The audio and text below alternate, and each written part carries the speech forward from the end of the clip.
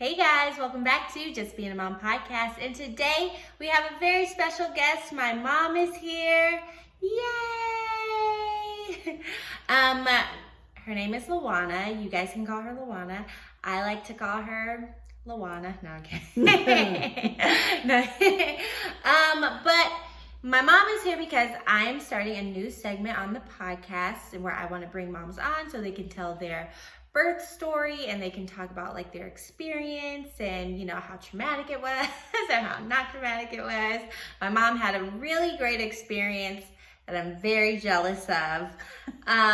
So I want moms to come on and feel super comfortable talking about their birth experiences, and maybe it'll help the next mom to have a great birth experience as well. So welcome, Mom. Hi, guys. How are you? I'm doing wonderful. So are you ready? Okay, guys, she's very nervous. She did not want to come on.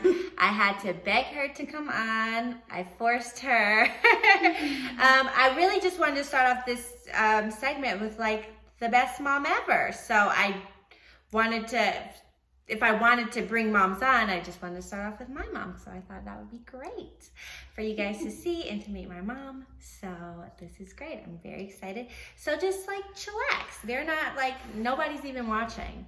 Yeah, it's just me and you. They will be. No, I only get like 12 views. I promise. Like, it's not that big a deal. I can tell you which you all watches. Okay, but we want to hear about your birth story, and it's not even my birth story, is it? Whose birth story is it? It's her brother's. Her older brother, Reginald. He's great. Yeah, he is. I had a really good experience. From start to finish. I never had the morning sickness. I ate anything I wanted to. As a matter of fact, I gained about 43 pounds per child. And lost it. Just like that. But now it's coming back. But anyway, I digress. Let's see. I was well pampered while I was pregnant. I pretty much got everything I wanted to. But speeding forward, the day of labor, I woke up about 6 o'clock in the morning and I felt some tightness in my belly.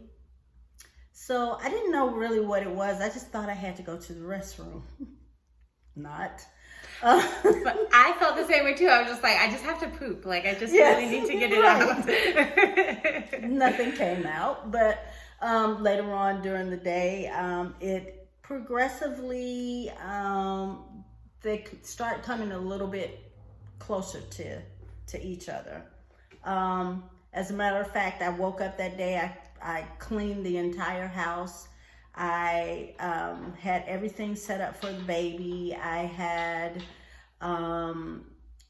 washed every stitch of clothing in the house that I could find. I cleaned everything top to bottom. So later that day, I'd say about 3, I decided to kind of relax a little bit. Her aunt Renee came over. Hey, Renee, I know you watch. She watches every week. And at the time she came over, I was getting hungry, so I fixed me a hot dog. And my dad loves hot dogs. Okay. That's all he used to feed us was hot dogs. Hot dogs. So I definitely understand why you're eating a hot dog. And, well, she came over and we were sitting down just watching TV and talking. And then the tightness came back to my belly. And she looked at me and said, "Are you in labor?" And I said, "I don't think so." So we kept going, and then it started getting closer and closer. Yeah, you need to call the doctor. So we called the doctor.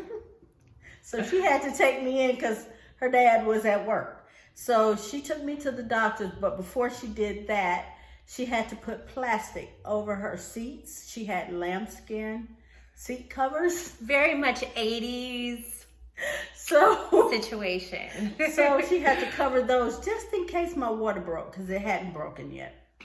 So we went to the doctor's office. He immediately saw me and he told her to take me directly to the emergency room. Go take her to the hospital. So we're driving. She's nervous, calling everybody. By the time we got to the hospital, I was rushed in. I had my room all prepared. They had a room for me. So then the contractions started getting closer and closer, but my water hadn't broken. So my mother was in the room with me, and you know how the doctor comes in or the nurses come in to check how many centimeters you are? My mother got kind of uncomfortable with that because she told me, you just let anybody come stick their hand on you. I said, Mom, well, they have to check my cervix. She acts like she's never had a baby. Exactly. I mean, she only had one, and that was traumatizing. And I don't know what they did when I was born. So I have to have my grandma on so she could just sit here and listen. Yeah. So she told my best friend to come in and sit with me. Renita? Yes. So her best friend's name is Renita, and I'm named after her best friend. Yep. My first name is Renita. Okay. And she sat there with me. Her grandmother, her dad's mother, came in and sat with me for a while, but I was getting really, really uncomfortable. It was very uncomfortable. I just didn't want to. I just wanted Dad there. So he came in. He was nervous, of course, along with me. So we're just two worry warts sitting there together. What am I supposed to do? What's going on? First baby. So, you know. So my water never broke. So finally, the nurses called the doctor and said that my water hadn't broke yet. So he said he was on his way. And when he got there, he broke my water. After that happened, and right before I got an epidural, this kid, I swear, he was pushing on my uterus, trying to come out, but it felt like he was trying to come out right up under my breast. It was the most painful thing in the world. I kept saying, baby, you're going the wrong way. You're going the wrong way. And ever since then, he's been going the wrong way. This is true. But for the most part, after he got there, I'd never been so relieved in my life. I was so happy to see him, even though he had a little cone head because he was trying to fit through. Yeah. Because so what happened? Did you have a C-section? I had to end up having a C-section because he couldn't go down because I wouldn't dilate enough. So once he got here, another funny story. Everybody, all the white nurses in the hospital, after they took him to the nursery, they thought he was a white boy. He said, that's the prettiest little white boy I ever seen. Then there was a black nurse, my nurse, that came in and said, oh, you should see the mom and dad. That's a black baby. Sorry to get your hopes up. Definitely a black baby. Definitely a black baby. But but for the most part, and then after that, I tried to breastfeed. I had inverted nipples, so I had to have these cups put into a bra, and it pulled out my nipple. That's the only way I can get the kid to suck on them so he can get milk.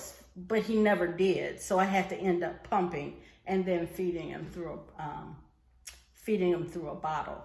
I did the same thing with her, but I think he got more milk than she did. But they both got the good stuff, so.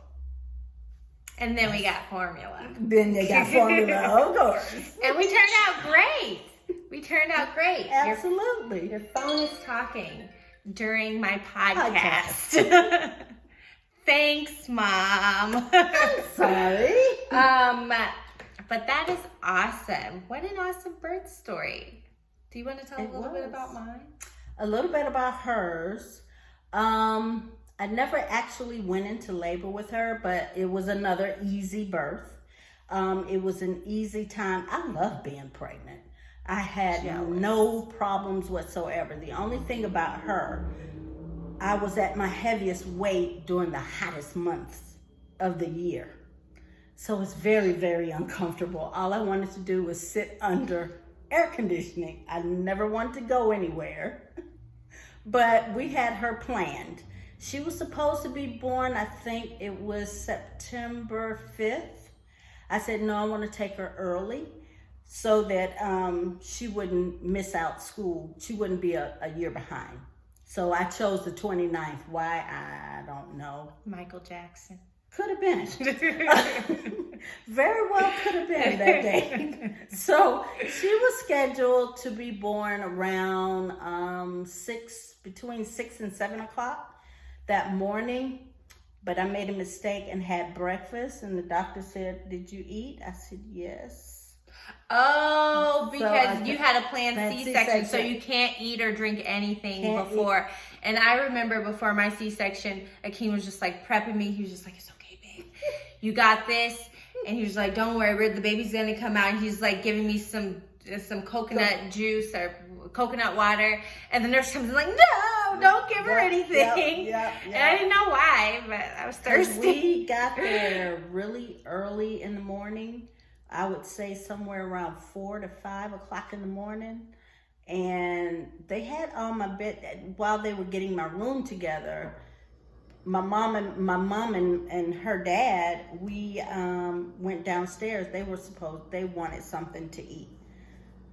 So I fell in line. I wasn't supposed to have anything. So I had to wait without any food the entire day till around 5 or 6 that evening. That's when she came along. No problem whatsoever, but she was heavier than her brother. Yeah, he was 5 pounds, 13 and a half ounces. She was 8 pounds. It wasn't comfortable pulling her out, to say the least. She came in the world holding her head up like she knew what was going on. Just my miracle girl. I always know what's going on. I be always. I be knowing. Yes, she does. So, yeah. Well, do you have any advice for new moms or young moms that are just getting started? Well, it was a tough road after you got here. I had people coming from out of town to help me because I had no clue what to do. As long as you have a support system, that's the best thing you can do before and after having a baby. Have a good support system. That is great advice.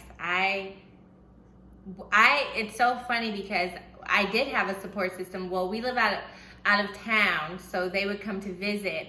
And I just remember feeling like so overwhelmed, like if I needed help, like, oh, I'm a failure because I need help, like I'm not a good mom. But it's so important to have people that are there with you, like helping you and to, doing things for you, cooking, cleaning, because you need to rest. Your body went through like such a traumatic experience, and you really need to rest your body and rest your brain and let somebody else hold the baby. Absolutely. But I'm really glad to hear that you didn't experience like any discrimination or people not taking you like seriously. I had the best nurses ever. They used to come in and watch the stories with me. All my children was my favorite. Yeah. So on their break around 1 o'clock, they come in. We sit back and watch all my children. She used to record all my children on like VHS, and like if it would get recorded over, like that's like such like 90s nostalgia. It was gonna be a fight over that. But yeah, I'm so glad that you didn't experience that because a lot of Black women, they don't take their concerns seriously, and that's why the death rate of Black women during childbirth is so high. So I definitely did want to bring awareness to that. And thank you, Mom, for coming on my podcast. You did amazing. Thank you. You guys better comment about how amazing she did, so maybe she comes back. But you did great. Thanks so much, guys, for watching. Don't forget to like, subscribe, and hit that bell for notifications. And we'll see you next time. Bye. Bye. Thanks for watching. Don't forget to like, subscribe, and hit the bell for notifications. See you next time.